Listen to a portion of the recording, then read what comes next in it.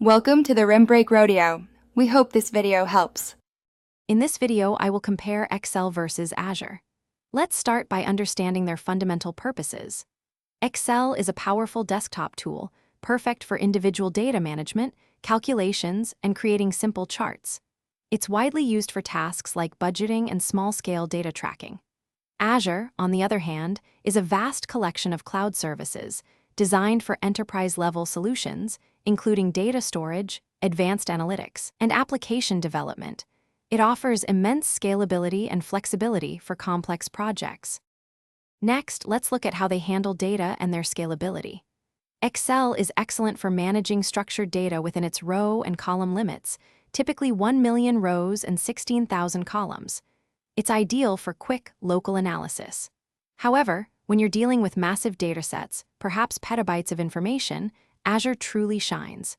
Its cloud services, like Azure Data Lake Storage and Azure Synapse Analytics, are engineered to process and store data at an enterprise scale, far beyond what a single spreadsheet can manage. Now, let's discuss collaboration and integration capabilities. Excel allows multiple users to work on a single spreadsheet simultaneously, which is great for small teams. However, managing versions and complex workflows can become tricky.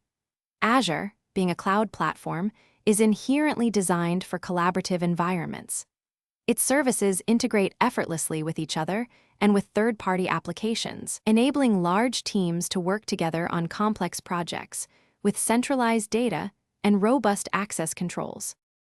Finally, let's consider their typical use cases and the required skill sets. Excel is perfect for individual users, small businesses, and tasks like budgeting, simple data tracking, and creating ad hoc reports.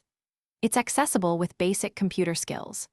Azure, conversely, is the platform of choice for large organizations building scalable web applications, advanced analytics pipelines, machine learning models, and complex data warehouses. Utilizing Azure effectively typically requires specialized IT and development expertise.